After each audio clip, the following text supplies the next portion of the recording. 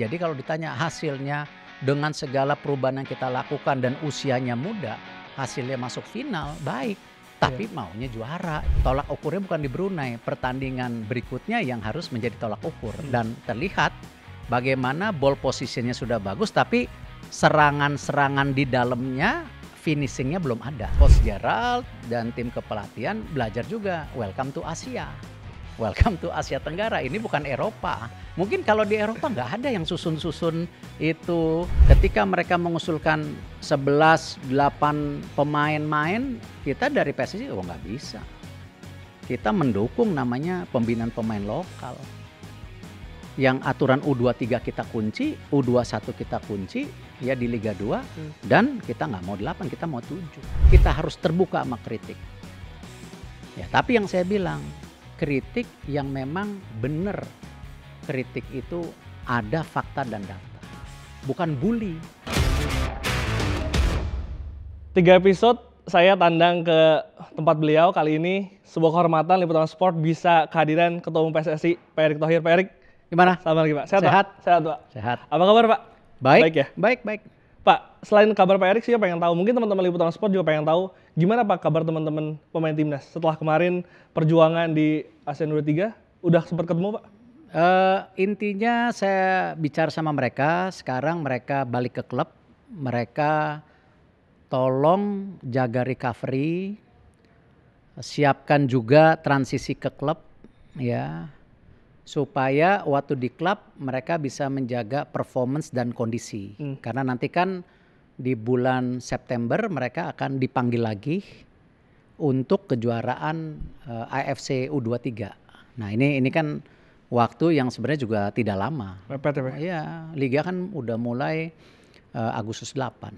Dan saya tidak tahu apakah dari para pemain ini seperti apa performance di masing-masing klubnya kan. Jadi mereka benar-benar harus secara individu benar-benar menyiapkan diri gitu. Karena banyak dari mereka sendiri kan pemain inti di dalam timnas U23 ini gitu. Dan rata-ratanya usia yang sangat muda, 27,4 rata-ratanya gitu.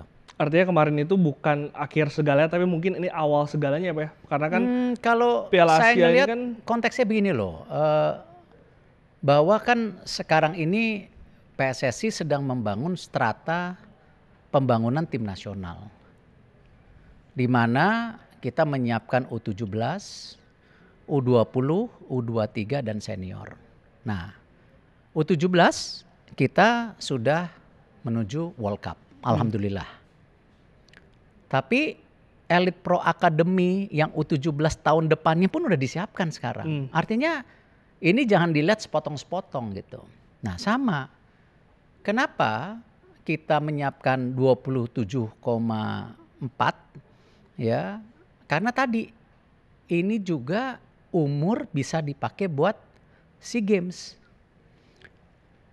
Tim ini kita menjadi bagian untuk AFF, AFC dan SEA Games. Nah, jadi total pertandingannya mereka bisa cukup ya untuk mereka menyiapkan diri di pertandingan-pertandingan yang cukup punya tantangan untuk mereka gitu. Tapi sebelum ke situ Pak, pengen tahu dulu Pak bagaimana sebetulnya Bapak melihat penampilan mereka kemarin, terlepas dari hasil ya Pak ya. Apakah cukup puas Pak? Kalau saya puas karena gini loh, ya semua ingin juara. Dalam melakukan persiapan itu ya kita lakukan. Tapi ya namanya bola. Ya. Itu. Nah, dan kita back to back ke final itu hal yang positif. Lawan kita Vietnam, saya rasa lawan yang sangat bagus. Kenapa? Kita bisa lihat mereka 3 kali berturut-turut, 3 kali juara. Dan kita melawan U23 Vietnam itu sebelumnya 5 kali kalah. Jadi kalau kemarin kita menang itu pertama kali kita ngalahin mereka. Selama 6 pertemuan. Nah inilah kenapa yang namanya pembangunan fondasi itu tidak bisa difoto hanya tim kemarin. Pengembangan dari strata tim nasional ini yang kita harus jaga. Makanya kita kasih kesempatan juga gitu loh. Tapi kalau misalnya kita lihat kan timnas ini sebetulnya bertemu dengan hampir semua tim kuat, Pak. Vietnam, Thailand, Filipina, Malaysia juga kita ketemu, Pak. Di pertandingan mana yang menurut Bapak ini merupakan penampilan terbaik dari timnas kita? Saya rasa mereka perlu waktu, ya, karena kita ini sebagian dari mereka baru dilepas oleh klub, ya. Kita baru pergantian pelatih. Kita juga mencari metode permainan yang kita mau lakukan ke depan, yaitu salah satunya ball possessions yang selama ini kita bermain berbeda. Ya, ini kan kembali bukan salah dan benar, kebetulan ya permainan ini yang kita lagi coba bentuk ball possessions. Ya, apakah kita lihat kita mau agak-agak Spanyol, ya, karena ada banyak mereka melihat karena kita pakai Belanda total football, sebenarnya enggak. Ini kan metode yang memang kita mau lakukan buat transisi. Ya perlu waktu gitu. Dan kalau saya lihat hasilnya ya baik. Ya, cara polanya berubah. Cuman sayangnya kembali kita beberapa pemain intinya cedera. Bukan alasan, tapi itu yang mengakibatkan lini tengah kita berkurang dengan hilangnya Tony dan juga Arkan. Makanya Doni dipaksa main buat di tengah, gitu kan? Itu kaget semua, Pak. Ya itu kan karena nggak ada opsi. Bukan berarti pemain lain tidak bagus, cuman ini kan masalah comfortability untuk taktikal. Yes. Artinya sama, ketebalan tim kita untuk 2x11 juga belum nutuni. Seperti yang kita lihat juga waktu Coach Nova main 2x11, kita kalah sama Korea Utara. Ya. Subnya kita belum tebel juga. Nah itulah fondasi yang kita harus terus bangun, ya, strata daripada talenta pool dengan juga pelatih yang berjenjang yang nanti sistemnya juga terus harus sama satu dan lainnya. Nggak bisa pelatih U17 pakai sistem beda, U20 beda, U23 beda, ya kan? Apa yang dilakukan Jepang, Jerman, Itali, dia punya konsistensi. Nah ini yang kita lagi coba bangun fondasi dan strata daripada talenta dan juga pelatih dan sistem. Gitu. Pak Erik, tapi kalau spesifik bicara soal final kemarin, artinya memang proses adaptasi itu yang membuat kita kurang beruntung dan juga mungkin Vietnam lebih siap, Pak? Ya bola selalu ada untung dan rugi. Kalau kita lihat total kebobolan kita selama kompetisi ini 2. Artinya cukup defense-nya cukup baik.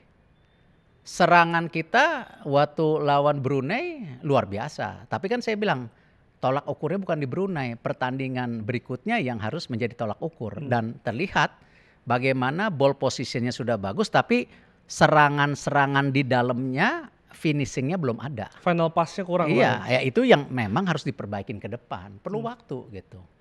Ya maunya sih kita cita-citanya ball position kayak Jepang, serangannya menggigit kayak Jepang ya, tapi semua perlu Jepang juga ya pemainnya gimana, semua sudah di Eropa gitu. Nah ini yang kita lakukan secara bertahap. Jadi kalau ditanya hasilnya dengan segala perubahan yang kita lakukan dan usianya muda, hasilnya masuk final baik, tapi maunya juara, ya sama. Nggak mungkin ketua umum PSSI, wah hasilnya yang nggak pengennya juara juga. Itu. Nah itu yang kembali kita bangun secara bersama. Gitu. Pak Erik tapi menarik ketika kemarin sebelum final, Pak Erik sempat mengatakan berani main keras melawan Vietnam. Iya. Kenapa statement itu keluar, Pak? Ya gini, main keras bukan berarti kita mau curang, mencederai, ya kan. Karena apa yang saya saksikan selama ini, saya juga kan penonton di luar. Sebelum ketua umum PSSI, memang Vietnam keras mainnya.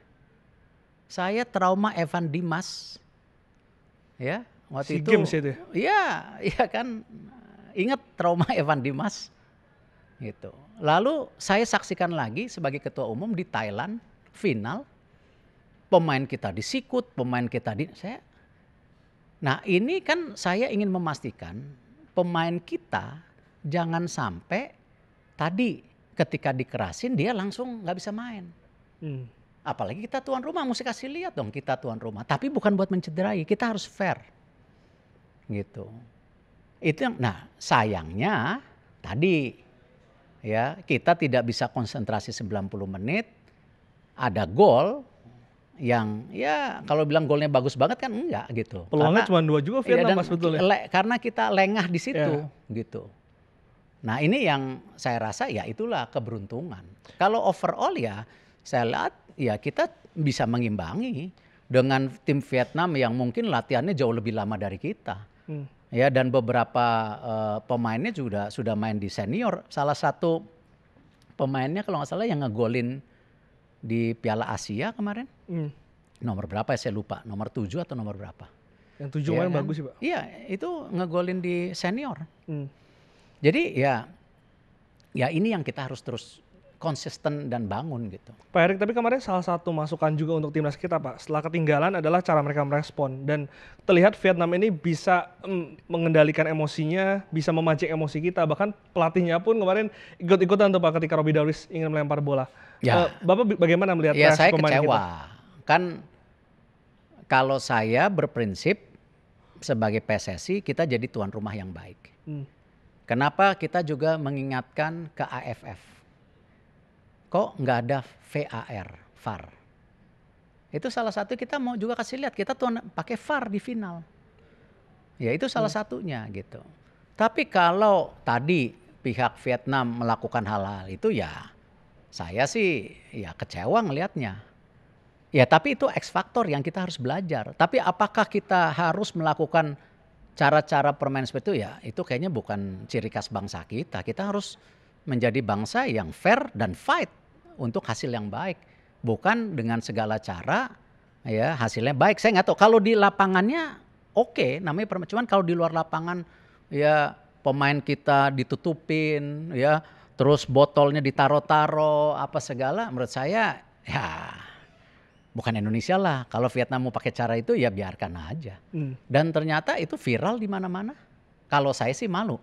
Kalau saya sebagai pemimpin mendidik ya tim saya buat menghalalkan segala cara, ya mungkin saya nggak mau jadi bagian itu. Saya ingin menjadi ya kita menjadi tuan rumah yang baik, kita main yang baik, ya kita juara karena baik, bukan kita juara karena kecurangan. Waktu kita SEA Games juara pun ya bukan karena kecurangan. Dan saya turun ke lapangan itu bukan memprovokasi pemain waktu itu. Lihat videonya. Saya bilang duduk, jangan ini konsentrasi, fokus main. Mereka sengaja mau rusak. Kan saya turun ke lapangan waktu SEA Games. Coba lihat videonya.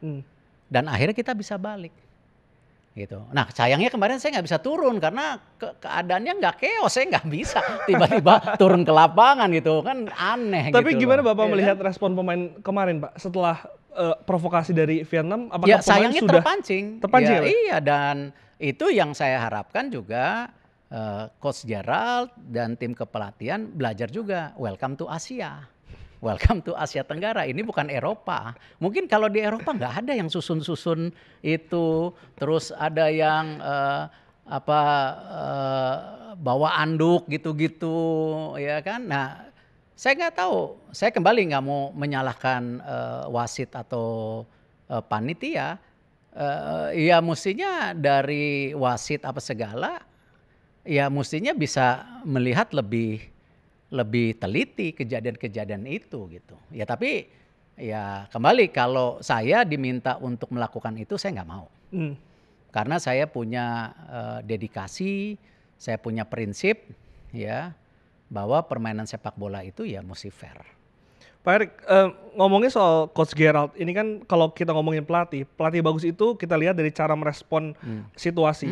Kemarin ada beberapa momen yang mengejutkan Pak. Donitri dijadikan gelandang serang, lalu ketika ketinggalan dari Thailand masukkan 3 back dan akhirnya berbalik Pak. Bagaimana Bapak melihat penilaian backup plan respon dari Coach Gerald? Bagian daripada coach mengimprovisasi situasi lapangan. Sama ketika dia memasang formasi 3-4-2-1 di final ya di final yang biasanya 4-3-3 ya mungkin perhitungannya satu dia menjaga counter attack Vietnam yang cukup kalau dilihat dari berapa kali pertandingan counter attack-nya sangat akurat ya. Lalu juga banyak juga gol dari kepala, makanya ditaruh center back yang tinggi, Ferrari segala. Ya salah satu beradaptasi, tapi dengan pilihan itu ya dan kebetulan pemain tengah kita cedera, ya kita kekurangan di midfielder. Nah itu pilihan. Ya. Coba kalau kemarin dengan taktiknya menang, ya orang juga nggak bicara apa-apa. Kan Ini selalu gitu. Ini karena kalah aja. Ya kadang-kadang ya menang itu tidak boleh iya saya setuju. Ya itulah makanya kan kita semua ini bicara teori. Yang di lapangan yang susah. Coba kalau Glenn sama saya benar-benar jadi pemain. Atau semua teman-teman, sahabat-sahabat komentator atau media yang nulis suruh di lapangan jadi pemain. Belum tentu. Pak Erik, Belum tapi tentu. Pak Erik nggak gampang jadi pemain di lapangan. Berkali-kali mengatakan Arkan Tony cedera itu artinya memang menjadi salah satu faktor kreativitas itu hilang ya Pak? Loh, Atau memang karena Jens Reven dan juga hokinya yang itu karena pemain underperform? inti di tengahnya. Gitu loh. Sama kalau misalnya ya saya nggak mau ngomong sesuatu yang kurang baik. Ya di fondasi U17 atau U20 atau senior ada beberapa pemain kunci yang emang posisi yang diperlukan tiba-tiba kehilangan dan bench-nya kita tipis, nggak mudah. Kan yang saya selalu bilang, kita perlu ya 100 pemain, saya udah pernah bilang. Di mana 2x11 senior, 3x11 U23, 4x11, 5x11. Kan saya udah pernah bicara. Nah talent pool-nya ini yang belum tebel. Nah bersyukur kita punya terobosan.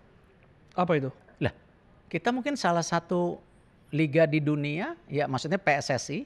Kan PSSI fokusnya tim nasional. Jadi kalau orang mau bicara, oh PSSI tidak bertanggung jawab sama liga, ya biarin aja kan mindset kita boleh berbeda. Karena yang saya lihat di seluruh dunia ya PSSI ya tim nasional. Mau di Jerman, mau di Inggris ya fokusnya tim nasional. Liga itu sudah bergerak sendiri seperti Premier League, Bundesliga, ya kan? Dan kenapa sekarang FIFA mendorong banyak pertandingan tim nasional? Bayangin nih, U17-nya tiap tahun, U20, ya sampai saya bilang di PSSI, ya, oh ini baru duduk, udah pengumuman lagi ya, tim U20 putri ya, baru duduk, oh U17 kita udah ada Piala Kemerdekaan yang untuk persiapan November ya. Baru duduk nih ya kan, lah itulah FIFA mendorong. Kenapa? Supaya yang namanya asosiasi ini tidak kalah dengan liga dan super club. Karena di banyak negara itu sekarang ya sudah ada super club yang jauh lebih tinggi value-nya dari tim nasionalnya. Bahkan lebih tinggi antara liganya dari tim nasionalnya. Nggak dilihat. Itulah kenapa FIFA mendorong banyak sekali pertandingan tim nasional sekarang. Bahkan FIFA membuat terobosan yang namanya FIFA pertandingan yang baru apa namanya lupa. Jadi ada FIFA match apa yang bukan FIFA bulan FIFA ya, tapi ada pertandingan yang beberapa negara yang jarang bertemu dipertemukan. FIFA series kalau nggak salah gitu. Itu kan salah satu untuk mengisi slot-slotnya. Nah, itu yang saya bilang kembali ke poin tadi bahwa ya kita ini ya dalam proses bagaimana liga dan tim nasional mencari jalan. Tidak ada liga di dunia ya yang punya aturan U23-nya harus main 45 menit. Di Liga 2-nya U21 main 45 menit. Nggak ada, coba cek di liga lain. Mudah-mudahan saya salah. Nah ini kan yang namanya kerjasama kolaborasi tim nasional dengan liga secara baik gitu. Untuk mendukung tim nasional. Saya terima kasih sama liga juga. Gitu. Banyak pengamat yang mengatakan aturan itu membuat pemain kita ini kelebihannya adalah jam terbang, mentalitas, kedewasaan dalam lapangan Pak. Apakah ada mungkin di musim depan atau musim-musim selanjutnya ada tambahan-tambahan regulasi seperti ini Pak? Ya kembali kita juga nggak boleh bunuh liga kita. Karena liga kita juga ingin naik menjadi liga terbaik di Asia Tenggara, ranking berapa kan kita mesti beri kesempatan. Makanya kemarin kita mendorong juga ke liga, ya. Ketika mereka mengusulkan 11, 8 pemain main, kita dari PSSI nggak bisa. Kita mendukung namanya pembinaan pemain lokal. Yang aturan U23 kita kunci, U21 kita kunci ya di Liga 2 dan kita nggak mau 8, kita mau 7. Dan kita juga minta ada perbaikan. Yang namanya agen sekarang harus FIFA qualified. Jadi mesti agen FIFA, nggak bisa apa lagi. Apa yang akan membedakan?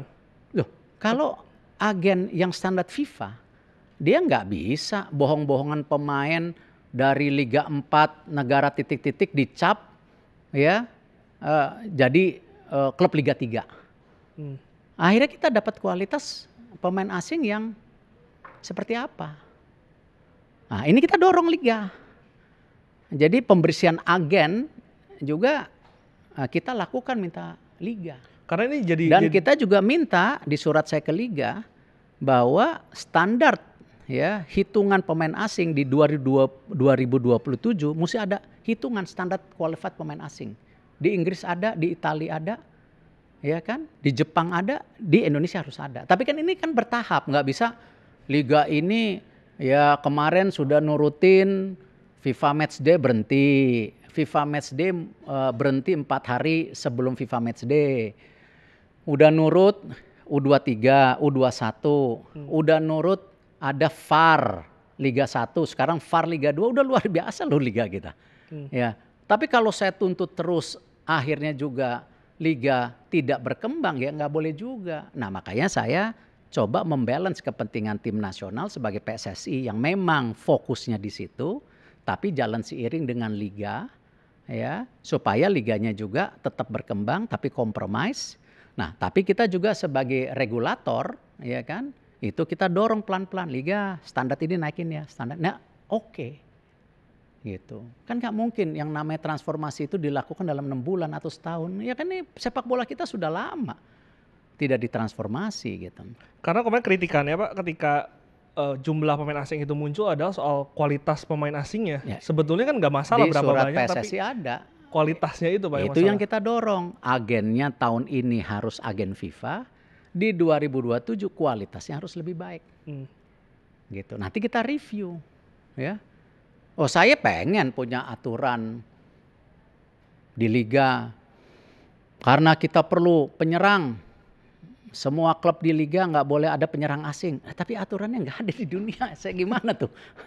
Kan jadi kita juga jangan boten-boten bikin aturan yang aneh juga gitu. Saya sih maunya begitu.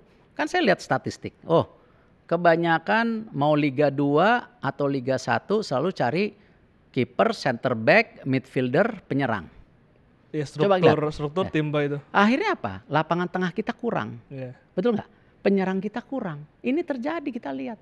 Cuman kalau saya mengintervensi bikin aturan, klub tidak boleh ambil penyerang. Agak aneh juga. Orang bikin aturan mandatori U23 45 menit aja. Pelatih-pelatih di liga yang orang-orang asing itu suka komplain. Iya kan? Ya tapi ini peraturan. Ya kalau pelatih asing itu nggak mau ikut aturan ya nggak usah latih di Indonesia gitu, iya kan? Iya kan? Pak Erick tapi 11 pemain asing itu sebetulnya awalnya muncul tuh apa sih Pak alasannya? Oh alasan mereka mengikuti aturan AFC yang tidak membatasi pemain asing. Pertandingan di AFC itu nggak ngebatasin pemain asing. Ini tuh untuk klub-klub yang main di ASEAN dan juga Asia atau memang? Seperti itu aturannya. Oke. Saya cuma ngikutin proposal dari liganya. Gitu. Tapi saya memproteksi tidak mau pemainnya jadi 8 yang main, 7 oke. Tapi proteksi U23, U21 harus sama. Ketika juga liga misalnya melobi Liga 2 harus pelatihnya boleh asing, saya tolak. Ya kalau enggak di Liga 1 pelatih asing, Liga 2 pelatih asing. Ya pelatih nasional habis dong. Iya. Nah, kita kasih strata gitu loh. Ya kan ini kan memang membangun sebuah bangunan itu kan kayak blok kita harus bangun makanya bilang perlu proses ya saya bilang perlu proses bukannya mau menghindar tapi that's the fact perlu proses gitu. Nah tim nasional senior kita quick win kenapa ya kebetulan momentumnya dapat Iya kan? Momentumnya dapat gitu. Tapi apakah terus ini dibangun pakai naturalisasi? U17 naturalisasi U2? Ya enggak dong. Pembinaan dari bawahnya mati dong. Ya makanya di U17 kadang-kadang lupa.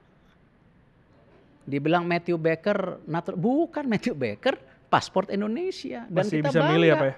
bangga dia main di klubnya di senior sekarang kalau nggak salah. Ya kan? Di U20 kemarin Jardin, ya bapaknya dulu main di Indonesia. Ibunya orang Indonesia, jadi punya paspor Indonesia. Jan Schreven ya kebetulan dia mau, ya kan?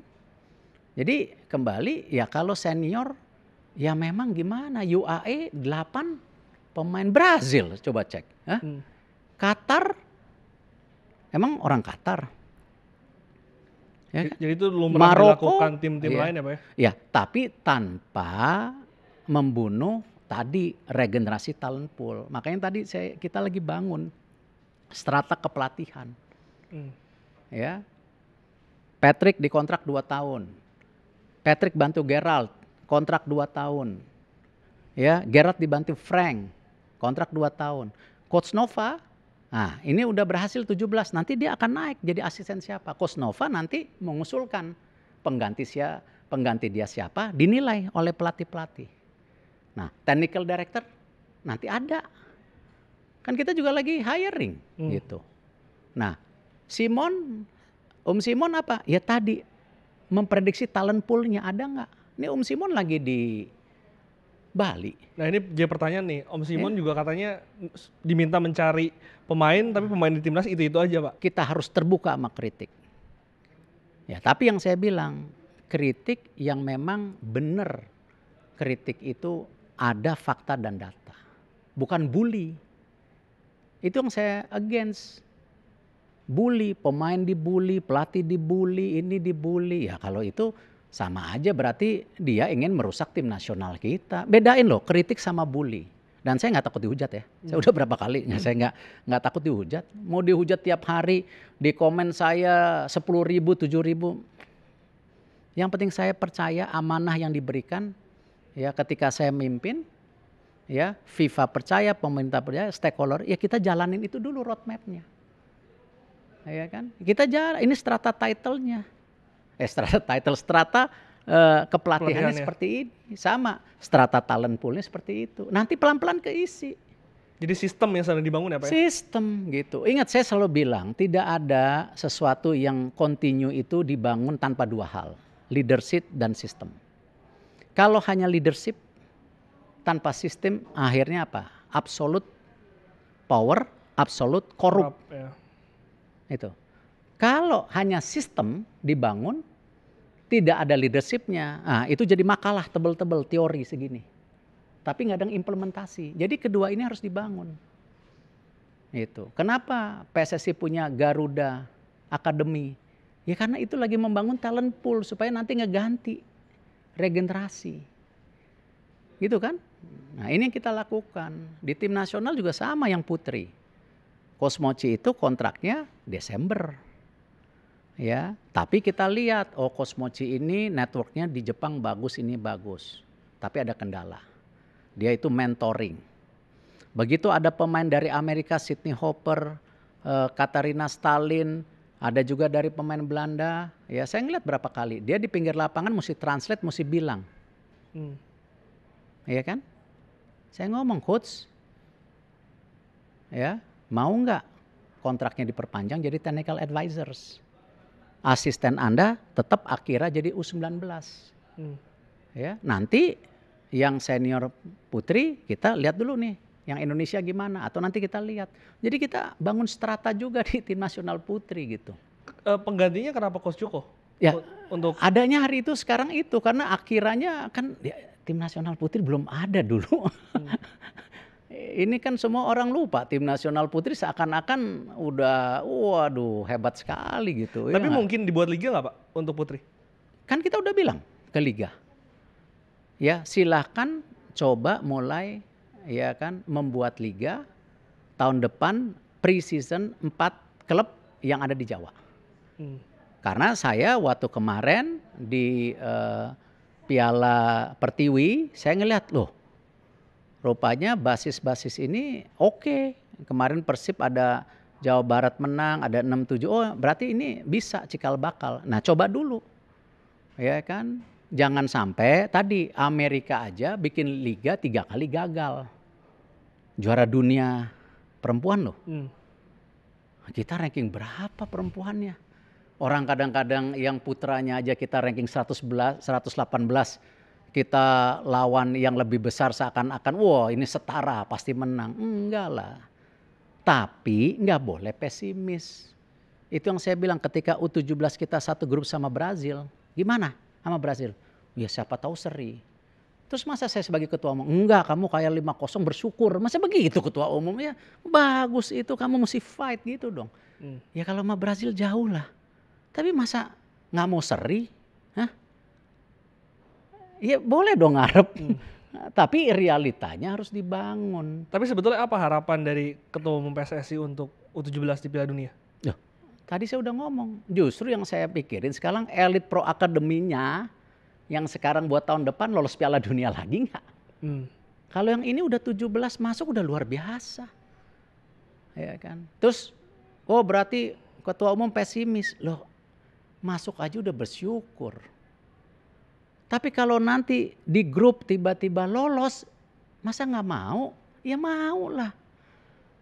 Tapi tidak membanding dengan target tapi ya Pak ya? pikir ini tadi elit pro akademinya yang tahun depan ini lolos Piala Dunia lagi nggak? Ingat loh, waktu AFF U17 kita ranking 3. AFF U20 kita juaranya. Nah ini orang lupa. Ternyata di U20 karena memang jumlah yang qualified Piala Dunia tidak sebanyak U17, kita tersingkir. Yang U17 yang ranking 3 AFF malah tembus. Ini kan luar biasa. Ini kita jangan selalu melupakan sejarah. Itu. Dan kalau kita mau bicara harus tadi dengan realita yang ada gitu. Menarik Pak soal EPA. Sejumlah pengamat juga mengatakan bisa nggak sih Pak sebetulnya EPA itu dibuat full kompetisi? Karena kan sejauh ini kan sebetulnya sudah bagus setengah kompetisi dan itu diapresiasi. Maunya Pak. full kompetisi. Hambatan ya? Apa yang membuat? Financial club emang kita pemasukan klub itu udah kelas dunia. Klub-klub aja masih banyak yang ngos-ngosan. Itulah kenapa sekarang liga memberikan kontribusi lebih ke klub. Melalui? Pembagian hasil kan liga itu dapat uang dari sponsor, dari TV. Ya, sebagian besar dikasih ke klub kontribusinya supaya menyehatkan klub. Tapi klub sendiri harus cari tiket dan sponsor gitu kan. Seperti di Eropa. Gitu. Ini yang lagi dibangun. Jangan cuma nuntut klubnya nanti bangkrut semua. Nah, iya kan? Itu yang kita ngomong, biar klub juga punya ekosistem sendiri yang dia lagi survive. Nah, alhamdulillah liga sekarang sudah meminta klub-klub punya EPA. Terima kasih. U20, U18 sekarang juga yang Liga 2 udah punya EPA. Itulah cikal bakal untuk pembinaan klub dan tim nasional. Tetapi kami PSSI bangun lagi yang namanya Piala Pertiwi, ya kan, Piala Suratin, tapi itu nggak mungkin sendiri. Makanya Piala Pertiwi ada partner, Suratin ada partner. Bahkan kita dengan statuta PES yang baru kita merubah sekarang. Ada lagi kompetisi Liga 4 kota, Liga 3 provinsi, nanti ada Perserikatan Nasional.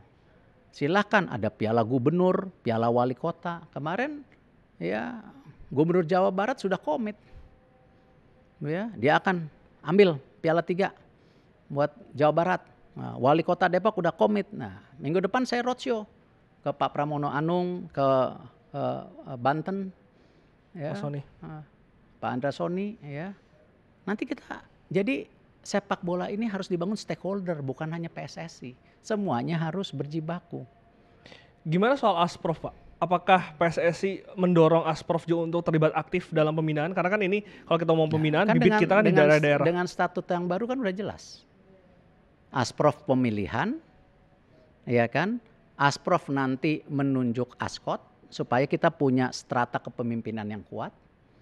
ya kan? Asprof dengan pemerintah daerah harus bersahabat. Seperti kita PSSI juga menjembatani FIFA dan pemerintah.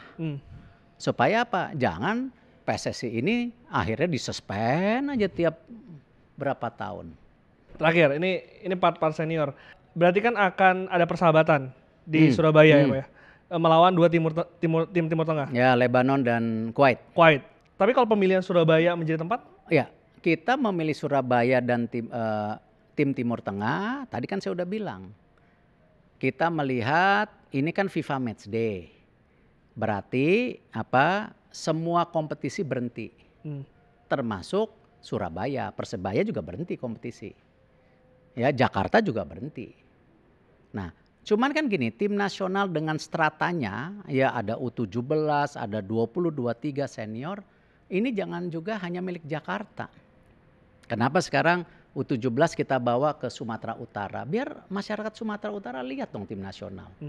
Ya, yang perempuan kita bawa kemana? Yang U23 kita bawa Sidoarjo. Kan ini bagian. Tim nasional itu kan milik bangsa, milik masyarakat. Nggak boleh Jakarta sentris. Nah, itu satu pemikirannya. Kedua, ya hari ini di mana-mana panas.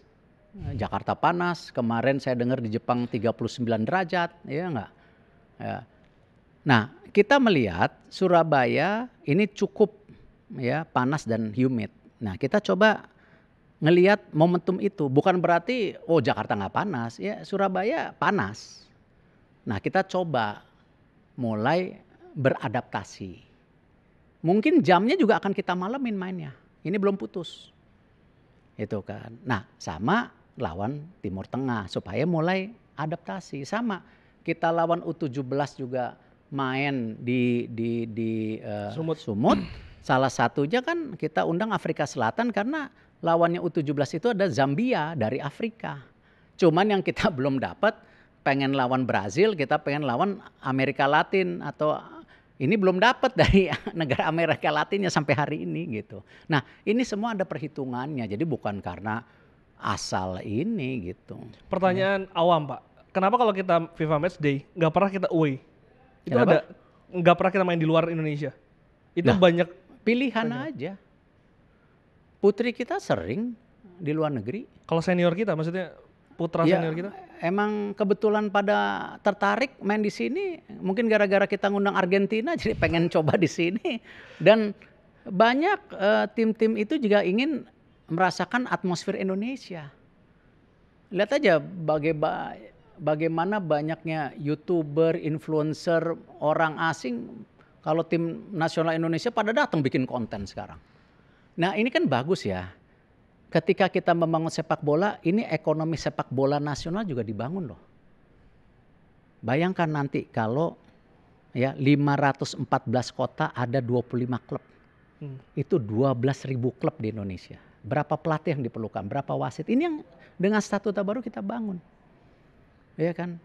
Berapa influencer, berapa komentator yang hidup karena bola. Kan bagus.